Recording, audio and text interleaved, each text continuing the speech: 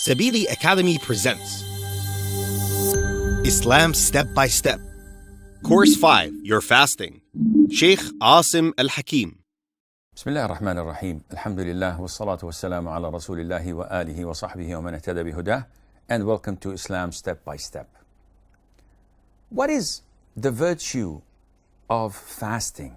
Is there any benefit of it? Why should I torture myself and starve myself, make myself thirsty, deprive myself from things that are halal?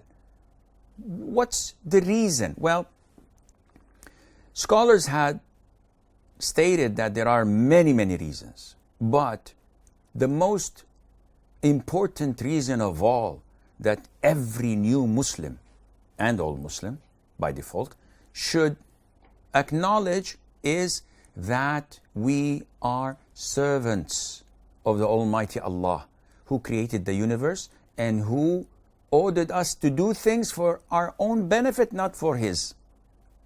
So when Allah orders us to fast, this is for our own good. We may find a reason, a justification, and we may not. The bottom line is that we have to comply. So among the virtues of fasting is that Allah Azza wa Jal commanded the believers to observe fasting for a number of reasons. Among them is to attain taqwa. What is taqwa? Taqwa can be translated into righteousness, piety, consciousness of Allah, guarding against evil, everything that is virtuous.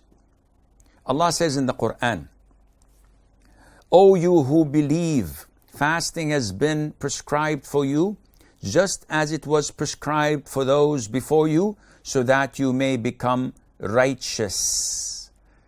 When you fast, you're always thinking that I cannot drink, I cannot eat, I cannot break my fasting because I've committed myself to abstain from all of these things from the break of dawn till sunset. This thought of refraining from what is halal grows the fear of Allah in our hearts, whether people are watching or not.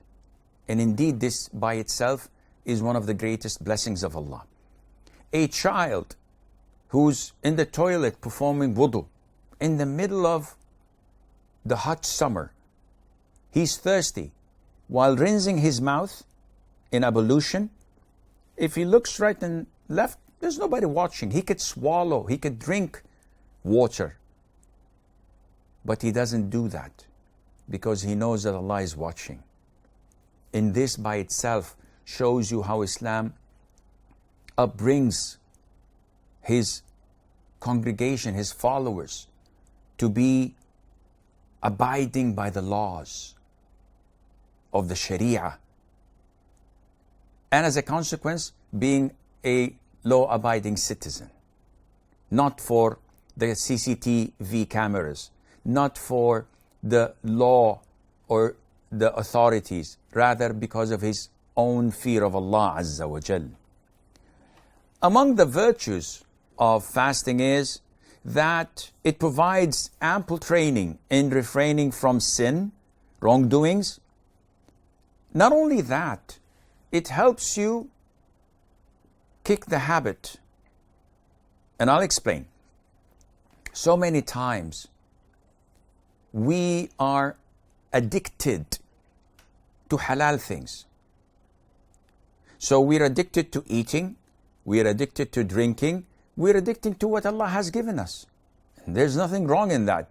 Ramadan in specifically, and fasting in general, comes to help us cleanse our system.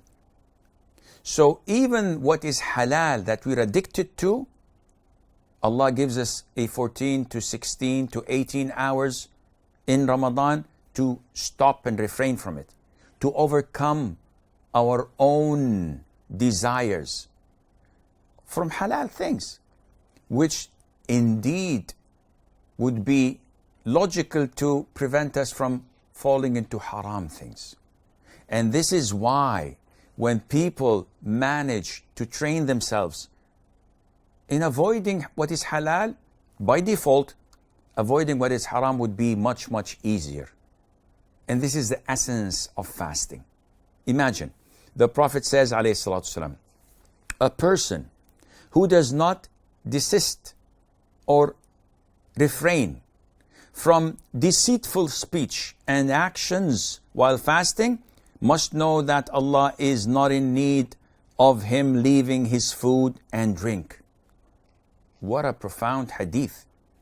It means that those who deal in haram, who steal people's money, who lie, who falsely testify, who do things that go against the Sharia, Allah doesn't need you to refrain from eating and drinking. This is halal by itself. Rather, this should be a first step for you to stop and refrain from what is haram, which you are failing to do. Among the things and the virtues of fasting is that it is a wake-up call.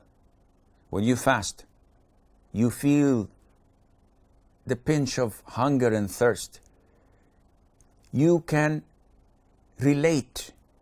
You can feel what those who are deprived from what Allah has given you are feeling. You remember the poor. You remember those who are living in hardship. And it gives you a great push and incentive to express your gratitude to Allah Azza wa Jal, and to give and to share and to at least show sympathy to those who were not as fortunate as you, so Allah subhanahu wa ta'ala may maintain this ni'mah and blessing upon you as well. هذا والله أعلم ونسبة العلم إليه أسلم وصلى الله وسلم وبارك على نبينا محمد.